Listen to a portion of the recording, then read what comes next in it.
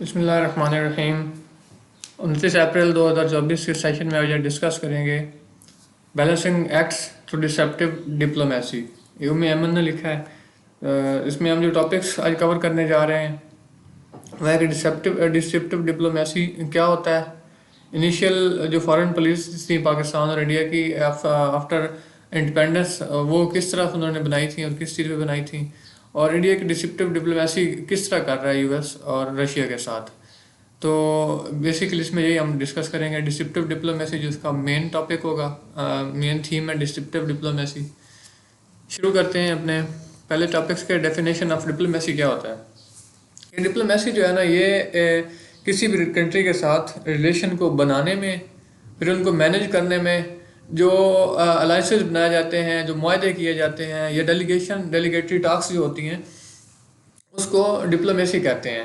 इसका मकसद क्या होता है कि अपने जो इंटरेस्ट होते हैं उनको किस तरह से एडवांस किया जाए, मतलब और डिस्प्यूट्स जो होते हैं उनको किस तरह दोस्ताना तरीके से हल किया जाए। तो ये डिप्लोमेसी होती है। इसमें मुख्तलिफ़ किस्म की टैक्टिक्स शामिल होती हैं, जो कि कोई भी स्टेट जो है अपनी फॉरेन पॉलिसी के ऑब्जेक्टिव्स को बढ़ाने के लिए, आगे उनको सपोर्ट करने के लिए वो मुख्तलिफ स्ट्रेटजीज और टैक्टिक्स जो हैं इसमें अपनाते हैं डिप्लोमेसी में। अगर देखें तो इंडिपेंडेंस के बाद पाकिस्तान और इंडिया की जो है ना फॉरेन पॉलिसी, वो दो डिफरेंट एजेंडास पे मुश्तमिल थी। पाकिस्तान जो है वो यूनाइटेड स्टेट्स का जल्दी वो एलए बन गया, उसके साथ पाकिस्तान की सपोर्ट शुरू हो गई रशिया यूएस के साथ। जबकि इंडिया जो है ना वो पहले तो नॉन अलाइंड रहा, नॉन अलाइंड मूवमेंट को सपोर्ट किया। अच्छा, नॉन अलाइंड मूवमेंट, नैम इसको कहते हैं।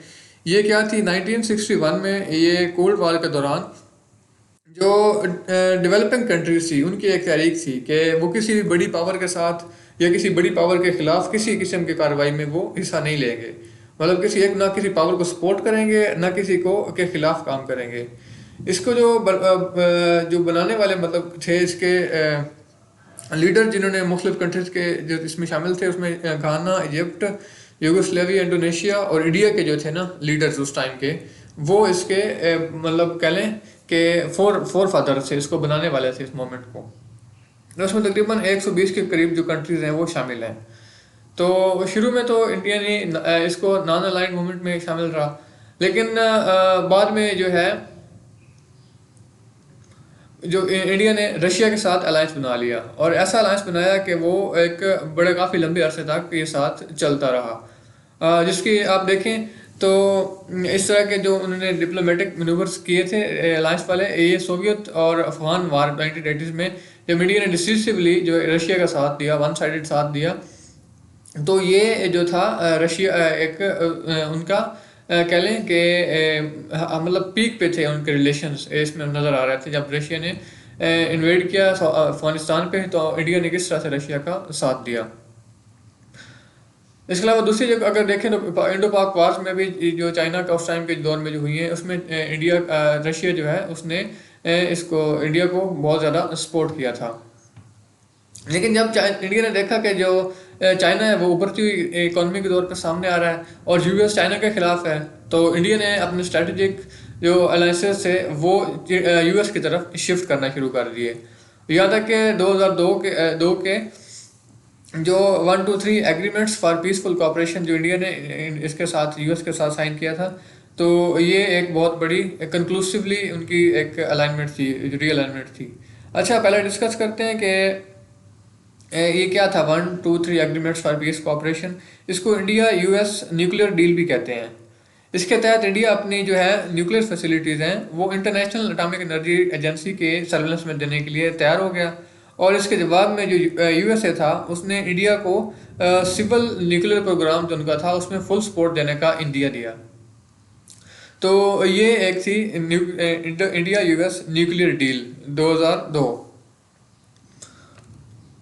अच्छा, इंडियन पॉलिसी के डुअल स्टैंडर्ड्स हैं। अब देखें, एक तरफ तो ये रशिया को सपोर्ट करते हैं और दूसरी तरफ इंडिया यूएस के साथ भी इनके फ्रेंडली टाइज जो हैं वो बन रहे हैं। तो अगर एक तरफ देखें तो वो रशिया को सपोर्ट भी कर रहे हैं, दूसरी तरफ देखें तो वो यूक्रेन को आर्म भी कर रहे हैं रशिया के खिलाफ लड़ने के लिए।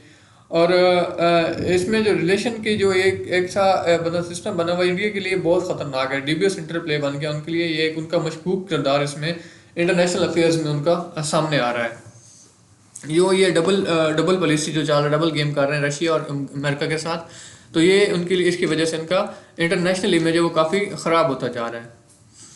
रशिया के साथ इंडिया के रिलेशन देखें तो इंडियन फॉरेन मिनिस्टर जयशंकर ने उसका एक कन्वर्सेशन में कहा कि इंडिया अभी तक रशिया के साथ खड़ा हुआ है, और लेकिन साथ में ये इंडिया जो है वो यूएस के साथ भी अपने रिलेशंस को बेहतर बनाने की तरफ एक नेविगेशन जो है वो कर रहा है, अपने स्ट्रेटेजिक जो उसके ऑब्जेक्टिव्स हैं उसको मीट करने के लिए। लेकिन इससे ज़ाहिर ये होता है कि ये कोई एक ना एक छुपी हुई कंसील्ड कोई कह लें कि एक सिनेरियो ये बन रहा है इस तरह से कि इसमें आप देखें तो ये रशिया के साथ और यूएस के साथ ये एक डिप्लोमेटिक चाल के तौर पे नज़र आ रहा है ये सब कुछ इसमें, कि एक तरफ दो तो वो दोनों को मतलब ये भी कह रहे हैं कि हम तुम्हारे साथ हैं, और फिर उनके साथ साथ एक उनके खिलाफ भी काफ़ी जो हैं अलायंसेस में शामिल हो रहे हैं। अब रशिया के साथ शामिल होंगे तो यूएस के खिलाफ होंगे, और यूएस के साथ शामिल होंगे तो रशिया को जो है वो इसको अपने खिलाफ समझेगा। जयशंकर जब रशियन अथॉरिटीज से मिले तो उन्होंने स्ट्रेटेजिक कनेक्शन को मजीद बढ़ाने के लिए जो है वो उस पर जोर दिया, और जो उनकी थी एक रशिया इंडिया रशिया समिट होती थी, एनुअल समिट होती थी, उसको उसको उन्होंने दोबारा से जो है कंटिन्यू करने पे उन्होंने जोर दिया। तो ये समिट टास्क का वैक जो होना है ये इंडिया की जो एक पोजीशन थी, सर्कमस्पेक्ट पोजीशन है, मोहतात पोजीशन है, इस हिसाब से उसको शो कर रहा है।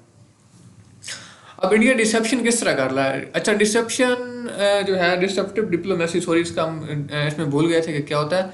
अच्छा, डिसेप्टिव डिप्लोमेसी ये होता है कि आप अपनी असलियत को छुपाते हो, अपनी असल इंटेंशंस को जो है वो छुपा देते हो, उनको छुपा कर आप अपने डिप्लोमेटिक गोल्स जो हैं वो अचीव कर रहे होते हो। आपको जो शो कर रहे होते हो एक्चुअली वो आपका अंदर मतलब ये आपकी पीछे गवर्नमेंट में वो इस तरह का सीन नहीं चल रहा होता जब आप शो कर रहे होते हो। इसको कहते हैं डिसेप्शन, धोखाधही के साथ किसी चीज़ की डिप्लोमेसी करना, मतलब दिखाना और करना। और तो किस तरह से ये रिसेप्शन डिप्लोमेसी जो है रशिया के साथ किस तरह कर रहे हैं, कि मतलब किस तरह उसके साथ ये एक रिसीविंग कर रहे हैं। तो ये कर रहे हैं कि यूएस के साथ अपने यूएस पे रिलायंस को जो है ना वो इम्प्रूव कर रहे हैं, कि उससे जो आर्म्स ले रहे हैं आर्म डील में उसके साथ ही चल रहे हैं, और रशिया पे जो रिलायंस थी इनकी आर्म्स में उसको ये कम से कम करते जा रहे हैं। अगर पास में देखें तो सुखोई 30 जो MKI फाइटर है और ब्रह्मोस क्रूज मिसाइल, ये इंडिया और रशिया के जो है कोलैबोरेटेड प्रोग्राम्स थे। लेकिन अभी जो है इंडिया अपने स्ट्रेटेजिक जो उसकी गोल्स हैं उनको अचीव करने के लिए वो यूएस की तरफ शिफ्ट होता जा रहा है।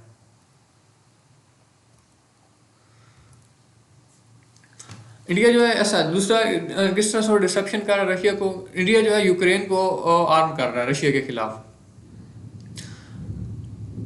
अब देखें तो यूरोप के रास्ते इस तरह के एलिगेशंस लगाए गए हैं कि इंडिया जो यूरोप के रास्ते से यूक्रेन को आर्म जो है वो सपोर्ट कर रहा है। इकोनॉमिक टाइम की रिपोर्ट के मुताबिक इंडिया के 155 मिलीमीटर जो आर्टिलरी म्यूनिशन हैं वो यूक्रेन में पाए गए हैं, वहाँ पे उसके शवाहिद उनको मिले हैं। तो इसके अलावा अम्यूनिशन और मोटर राउंड्स जो हैं वो भी यूक्रेनियन बैटलफील्ड में उनके मौजूदगी के शवाहिद जो हैं इंटरनेशनल मीडिया के पास आए हैं। तो इससे क्या हो रहा है कि इंडिया की पार्टिसिपेशन जो इस सारी सिनेरियो में है माहौल को मज़ीद ख़राब करने में वो जो है वाज़े हो रही है, और जो इंडिया कहता है कि न्यूट्रल है वो उनका जो है इसमें जो सारा उनका ये मौक़िफ़ है वो ख़राब होता जा रहा है। रिसेंट मीडिया रिपोर्ट्स के मुताबिक जर्मनी है वो भी इंडिया से आर्म्स सप्लाई लेने के लिए कह रहे हैं, क्योंकि वो जो सप्लाई कर रहा है यूक्रेन को आर्म्स उनके पास ख़त्म हो चुके हैं। अब वो चाहते हैं कि इंडिया उनको आर्म्स सप्लाई करे जर्मनी को, और जर्मनी आगे सप्लाई करेगा यूक्रेन को। तो ये जो इंडियन गवर्नमेंट का जो है ना एक कॉवर्ट इंटेंट है, मतलब उनका ये छुपा हुआ एक खुफिया सा जो उनका ये इंटेंशंस हैं वो उसकी पॉसिबिलिटी जो है वो बढ़ती जा रही है, क्योंकि वो यूक्रेन के सपोर्ट करने में और रशिया के खिलाफ वो किस तरह से इंटरनली खुफिया तौर पे वो काम कर रहे हैं। अब रशिया जो है वो भी इंडिया को के साथ आर्म डील से बहुत रिलेक्टेंट हो रहा है, इंडिया को आर्म जो है वो नहीं दे रहा। वजह क्या है, उनको इस चीज़ का खदशा है कि वो सस्पिशन है उनके अंदर के कहीं यही जो है वो आर्म्स हैं वो इंडिया जो है यूक्रेन को दे, और वही रशिया के अपने आर्म्स जो है उनके खिलाफ इस्तेमाल ना होने लग जाएं। यूएस के साथ किस तरह डिसेप्शन हो रही है, बीबीसी की रिपोर्ट्स के मुताबिक जो इंडियन सिटीजन हैं रशिया में जो रह रहे थे वो यूक्रेन के खिलाफ लड़ने के लिए उनकी बैटल फील्ड में मौजूद हैं। मतलब इंडियन जो हैं वो रशिया की तरफ से उसके खिलाफ यूक्रेन के खिलाफ लड़ रहे हैं। ये कितना अजीब सा सिस्टम बना है कि एक तरफ ये यूक्रेन को सपोर्ट कर रहे हैं, उसको आर्म्स दे रहे हैं रशिया के खिलाफ लड़ने के लिए, फिर रशिया की तरफ से होके ये यूक्रेन के खिलाफ भी लड़ रहे हैं। तो ये एक अजीब सा जो है ना इनका पैराडॉक्स बना हुआ है इंडिया की इसके बयानिया का। कंट्रोवर्शियल इनकी ये एक बयानिया है, मुतज़ाद सा बयानिया इनका ये सामने खुल के सामने आ गया है कि बहुत से जो हैं इसमें आप देखें तो तकरीबन 2 जो हैं वो वहाँ पे crew of the Indian citizen वो वहाँ पे किल हो गए थे, कत्ल हो गए थे ये उस पे बैटल फील्ड पे। इसका नाम मोहम्मद असफान और दूसरा है हिमल अशविंद भाई। तो ये दोनों जो इंडियन सिटीजन हैं, इंडियन एम्बेसी की रिपोर्ट के मुताबिक ये रशिया में यूक्रेन के खिलाफ लड़ते हुए जो है कत्ल हो गए थे, वहाँ पे हलाक हो गए हैं। इसके अलावा जो अब देखें तो सोशल मीडिया का दौर है, तो अब इस तरह के बहुत से इंटरव्यूज जो है इंडियन जो है फाइटर्स के जो यूक्रेन के खिलाफ लड़ रहे हैं वो भी सामने आ रहे हैं। तो इंडिया की जो डिप्लोमेटिक एक ड्यूबियस डिप्लोमेसी है जो कि वो किस तरह से उनका मशकूक किरदार जो है दुनिया के सामने वो एक जा रहा है इससे। तो इस सारे सिनेरियो में इंडिया को जो शाइनिंग इंडिया का जो बूस्ट था नारा था वो भी सामने सामने आ गया है इस सारी सूरत हाल में। इंडिया को जो एक मुताद सा एक स्टांस है इस सारे सीन में रशिया और यूएस के खिलाफ, यूएस के सॉरी रशिया और यूएस के साथ। तो ये उनके एक डिप्लोमेट उनके जियोपॉलिटिकल अलायंस को मैनेज करने में उनकी एक नाकामी का भी तरफ ये इशारा कर रहा है कि वो इसको प्रॉपरली मैनेज नहीं कर पा रहा है। इंडिया ना तो प्रॉपरली इसको यूएस को सपोर्ट कर रहा है ना रशिया को, हेजिटेंसी में वो दरमियान में लटका हुआ, ये जानते हुए भी कि यूएस उनके लिए ज़्यादा जो है वो फ़ायदेमंद हो सकता है क्योंकि वो चाइना को कंटेन करने में उनका काफ़ी साथ दे सकता है। इंडियन सिटीजन जो है उनकी प्रोटेक्शन में और इंटरनेशनल कम्युनिटी में अपने जो है उसको किरदार को एक मज़ीद जो है इन्फ्लुएंस को बढ़ाने के लिए इसमें इंडिया को काफ़ी जो है चैलेंजेस दरपेश हैं। वोकलरी की तरफ आते हैं। फोर्ज होता है मेक और शेप करना, किसी चीज़ का बनाना। रिप्रकशंस होता है कॉन्सिक्वेंसेस, किसी चीज़ के असरात। फैसेट होता है डिसेप्टिव आउटवर्ड अपीयरेंस, यानी कि आप देख लें कि एक ज़ाहिरी जो चीज़ नज़र आ रही होती है, एक धोखा नज़र आ रहा होता है, जो ओरिजिनल बंदे की चीज़ वो छुपी हुई हो और अंदर आप सामने जो है वो ना आए। सर्कमस्पेक्ट होता है अनविलिंग टू टेक रिस्क, मोहतात तरीके से किसी चीज़ को काम करना, रिस्क लेने से बचना। परपोर्टर होता है एलिजिड होना, किसी चीज़ पे इल्ज़ाम लगाना। बीजेपी बीजेपी से क्या मुराद है, किसके लिए स्टैंड करता है, कमेंट्स बॉक्स में इसका आंसर लिखें।